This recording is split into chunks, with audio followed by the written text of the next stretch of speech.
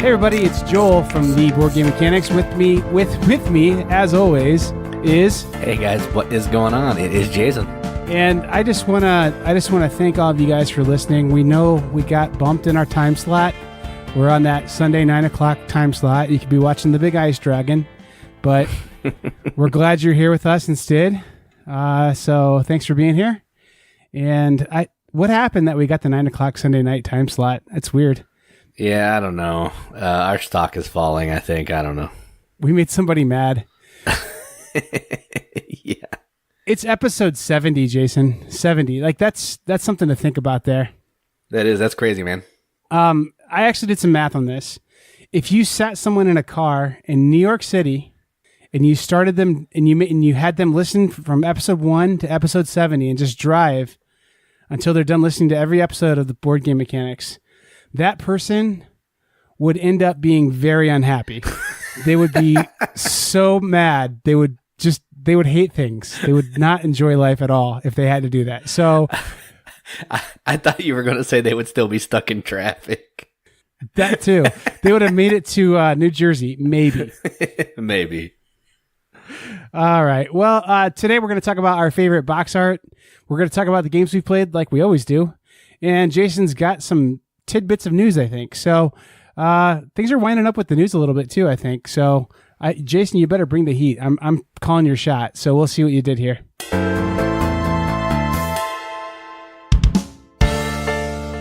All right. So I found a couple things on Kickstarter that I thought were interesting, and you were right. It is picking up. There are more and more interesting games every time I look at it. So let's get started. The first one that I wanted to talk about is a game called Bytes, and it's by designer Chad DeShon. And I looked at this game a little bit, and I still don't know exactly what it is or how it plays, but I know that you're these little ants, and you're moving around trying to collect different pieces of food that are worth different points. But the weird thing is, it has all of these following mechanisms. It has commodity speculation, take that, variable setup, price manipulation, and a player can move any ant that they want. So if that seems interesting to you, there are a couple videos on the page. I just didn't get a chance to watch them.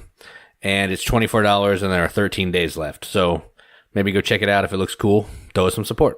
I hate this game, and here's why. I have carpenter ants like all through my house. So yeah, that'll like do an it. infestation. So I mean, like to the point where I think I'm gonna have to have the exterminator come in, and then if they come back, I'll have to like tear out walls and be like, "Where's their hive? And why are they eating my wood in my house?" So that sucks. Yeah, it's almost as bad as like buying a BMW and then having the engine blow up 2 days later. I think the ants are actually worse. They might be actually, because they could really destroy your whole house. But right, yeah. Well, they're not termites. They don't. So this is the more you know. Carpenter ants take years to destroy your house, and they don't actually destroy wood. They just eat up like destroyed wood. So like if you have a moisture problem in your house and like you have rotten wood in your house, they'll definitely use that to make tunnels and stuff. But termites actually eat wood. So if you get termites in your house, you're toast, man. You got to get those suckers treated quick. So my carpenter ants, I'm not as worried about, but I'm still not backing this game. Fair enough. The next game I wanted to talk about is a 3D version of a game that came out a while ago called Kodama. And this game is called, aptly, Kodama 3D. I didn't do much research into this because it looks like it plays the same way. It's just instead of playing cards down on the table, you're building up and you're hanging the little people and the different kinds of bugs on individual branches on a tree, kind of like in a dexterity type fashion.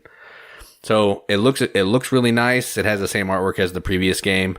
So if you liked Kodama and you wanted maybe a different version of it, go check this one out. This one is also $24 and also has 13 days left.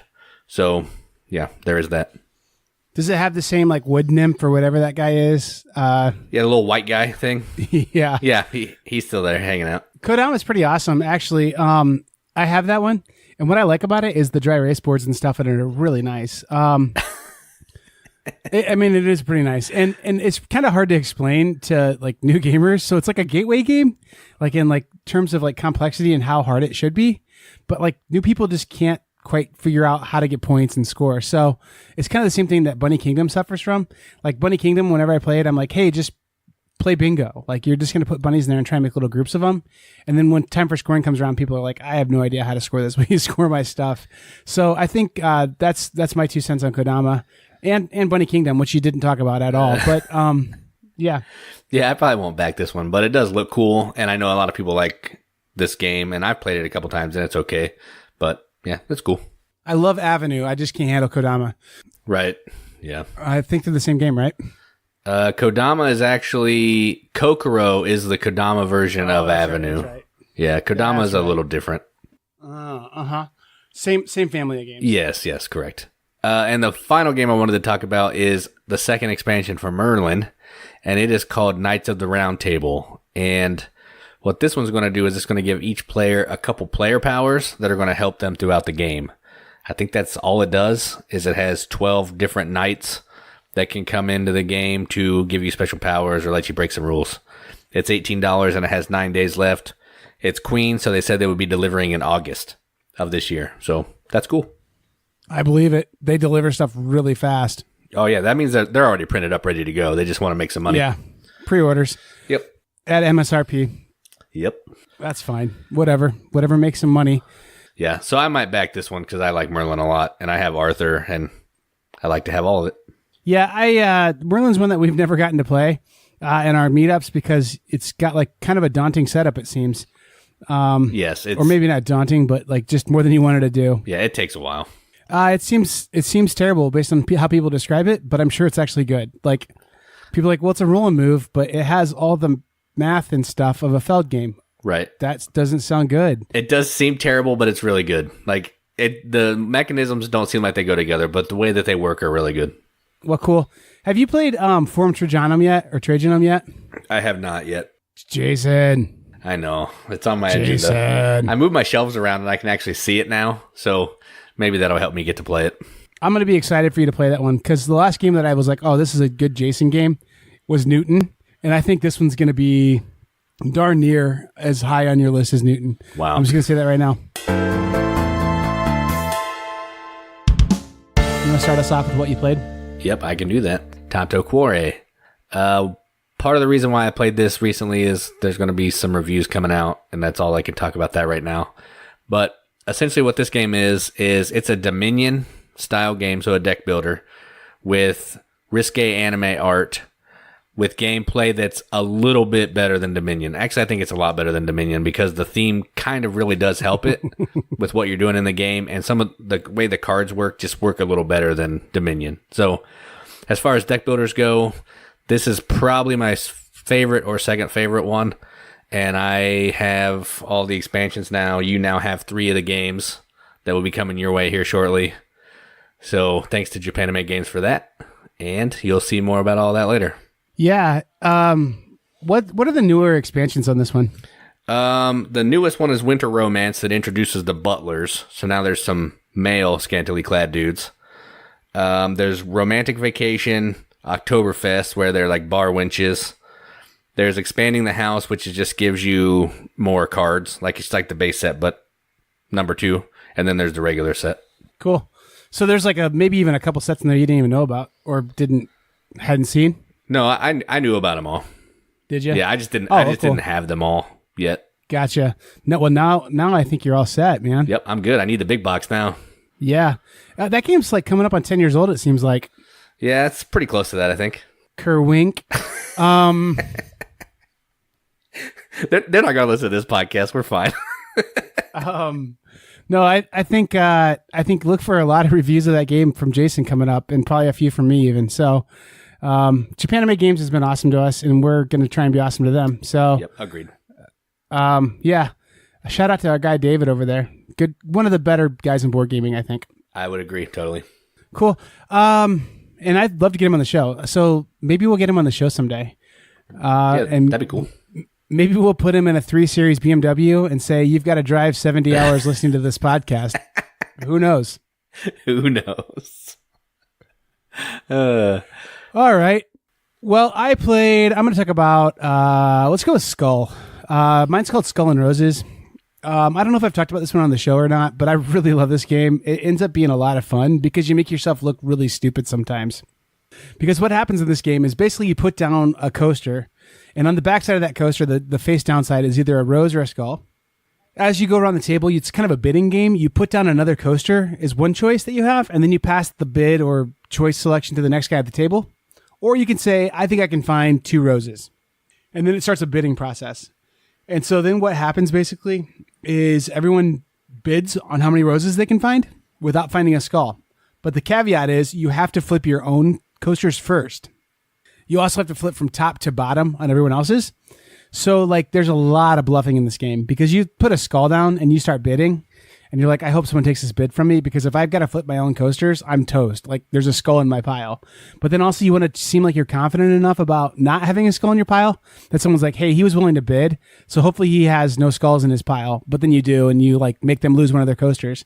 And basically the way how you win the game is by either calling your shot and finding that many roses twice, or by being the last person with coasters, because you lose a coaster if you pick a skull up. So that's skull and roses or skull. You could play it with a deck of cards, honestly, but it's really fun with those chunky coasters, and it's one of the better like Liar's Dice type games out there. A lot of fun. Every time I play it with people, there's a lot of laughing and just, I don't know, it's just fun. Did you play the new version, the just skull one? No, I played Skull and Roses. Okay, all right. I wasn't sure which one you had or played. I'm not sure if there's any difference other than like the new Skull version has like kind of plain looking coaster backs. Mine has like these different factions that don't do anything different, but they just look like motorcycle gangs. It's kind of cool. That is cool. Yeah.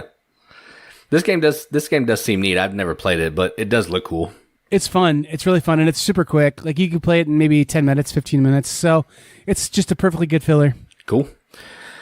All right, speaking of quick games that you can play that are fillers, I actually played Loopin' Louie. I've actually played it about 50 times since I've bought it. It's a good game, man. Yeah, it is fun. I actually did a video and posted it as of the time of this recording. My girls love it. My little one really loves it. So we'll play it like 10 times in a row. So we're playing it for 30 minutes. But what this game is, everybody knows what Loopin' Louie is. There's this little guy in a Red Baron plane. He's flying around trying to hit your little stupid chickens that are in your pen. And if you knock if he knocks all 3 of your chickens, you're out of the game.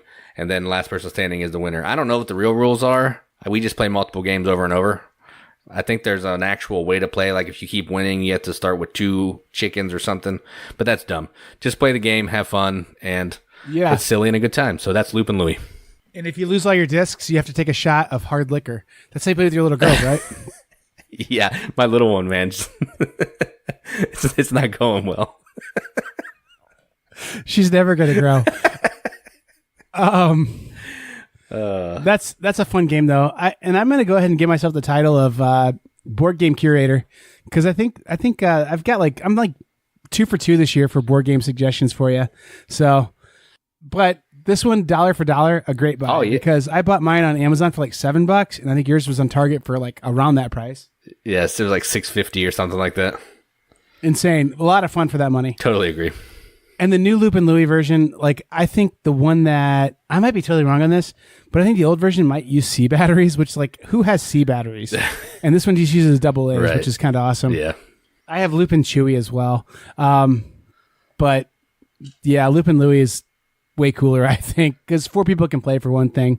But I don't know, just like chickens on a barn roof that are getting hit by a barnstormer. Yeah. That's pretty awesome. It is pretty awesome, yeah.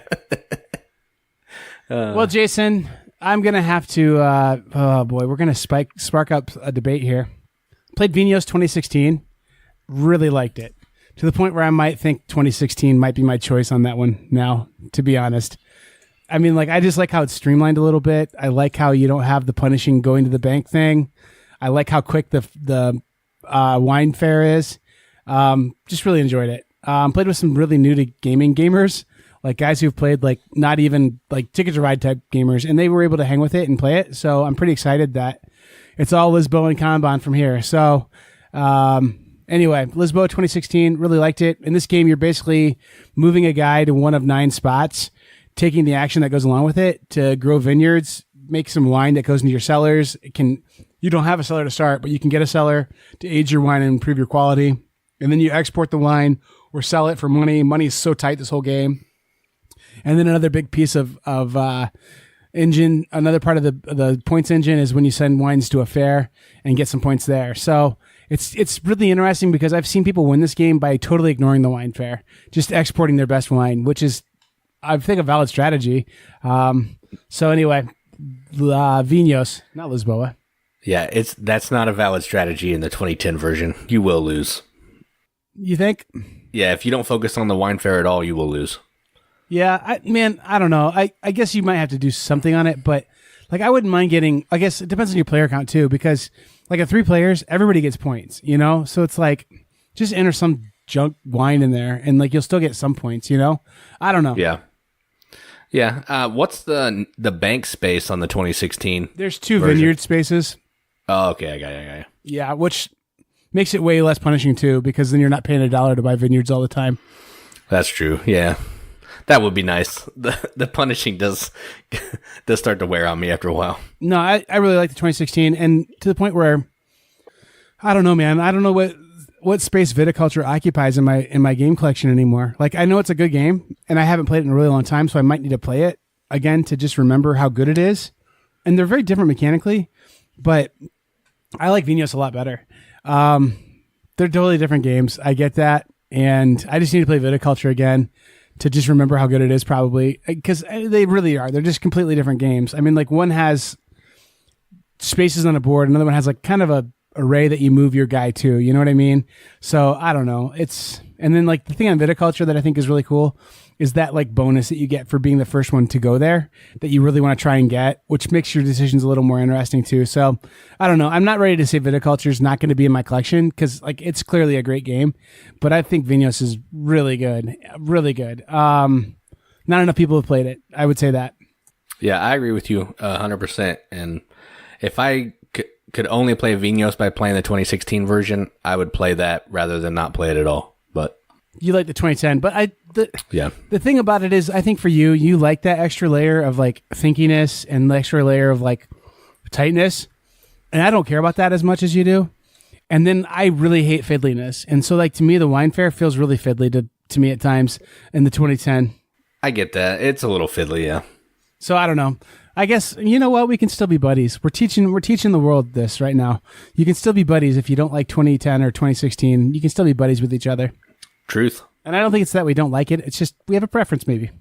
Well, my edition is only 2010, so I don't even have the option to try the other one. Oh, you actually can do a conversion on it. All you have to do is like out of the 6-fold board, just tear the last 2 panels of the board off, and then it's basically the 2010. Okay, I'll just do that. Yeah. No, yours. The other thing too. I think you said this, and I will definitely come around to your way of thinking on this. I think the Ian O'Toole version, like if you were going to hang both the boards on the wall and be like, which one's a piece of art? Ian O'Toole's board is more beautiful, but yours definitely like the symbology on it and the graphic design is like, oh yeah, that makes sense when you look at it. Whereas when you look at like the 2010 version on Ian O'Toole's graphic design laid out one, you're like, wait, where does it reference that? Or why, wait, where are these tracks at and how do they work? And where do they get, I mean, like, it just doesn't have quite the flow to it. I think that the What's Your Game version has. So I'll definitely grade you that. Yep, I agree. Awesome. I guess that's what we played.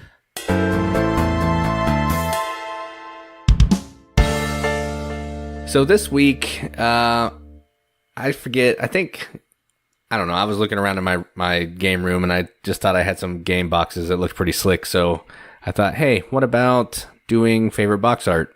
That's all really a lie. Katie suggested, hey, why don't you do favorite box art? And I was like, yeah, that's a good idea because I have no ideas at all. So that's what we're doing this week. So we each have 3 that we're going to talk about. We might do some honorable mentions or special recommendations since we're in spiel season. So if we feel the need to do that, we'll do that later. So yeah, that's what we got this week. I was jotting these notes down as I was falling asleep that I have for this game. So some of these games are really beautiful, but I'm going to say the name wrong because I'm having a hard time with it. Do you want me to go first, Jason? I feel like I always go last and get the like great reveal. I'll go first this time if you want me to. All right, sounds good. I'm going to say my number 3 is, I haven't even looked at yours, so we might have 3 crossovers. This is just a fun box. It's not necessarily the most beautiful box, but I like the palette and I like the aesthetic of it in general. And it definitely is like a good amount of theming that comes through with this game. And that's Dinosaur Island. I just think it's got like a fun color combination, a fun just overall palette. Really enjoy it. And it's just kind of silly, fun, like how they have that slap bracelet in there too, makes it more fun. It just all looks like my childhood when you would wear like those hypercolor jogging jackets and stuff. So Dinosaur Island is a really beautiful game, and I love playing it, and it gets my number 3 slot. Yeah, that is a good pick. I'll just go and say that's not one of my 3, but I did consider it. So, cool. Yeah, good pick. All right, my number 3 is actually a game that I was championing for a while after last year's Origins, and it is a game about a tree and some cherries and a legend and some 10 years, and it's called Legend of the Cherry Tree that blossoms every 10 years. And this game is essentially nothing but artwork because the components are just these little plastic pieces in a bag. But the rule book is beautiful. The box cover has this gorgeous cherry tree on the cover with this lady with a little parasol and an awesome pagoda, and the color palette is just really nice. So that's my number 3 because I think the box is beautiful and I really dig this game. So The Legend of the Cherry Tree that blossoms every 10 years. Cool. That is a really pretty game. I am terrible at it because I don't do well with push your luck because I have no part of my brain that understands consequences. Yeah, that'll do it. Well, Jason, my number 2, man, we should have done like 5. We're going to be done soon. My number 2 is the box is really awesome looking, but it's not art even. And it's not like a detailed box with anything cool on it.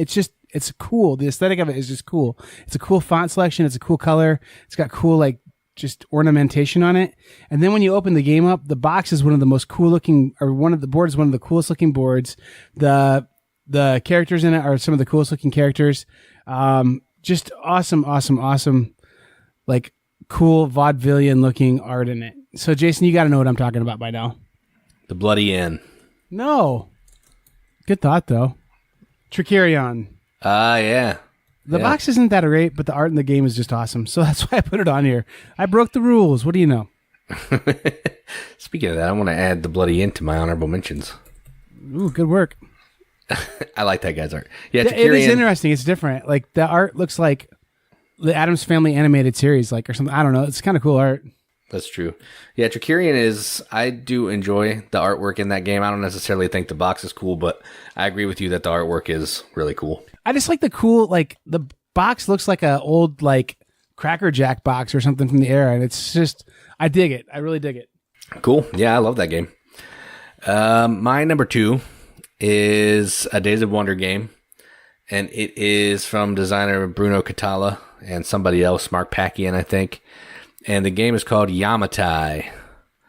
I think the box for Yamatai is gorgeous. It has really beautiful colors that carry over into the game, and I enjoy looking at it, and it kind of makes me always want to get it off the shelf, even if I don't really want to play it.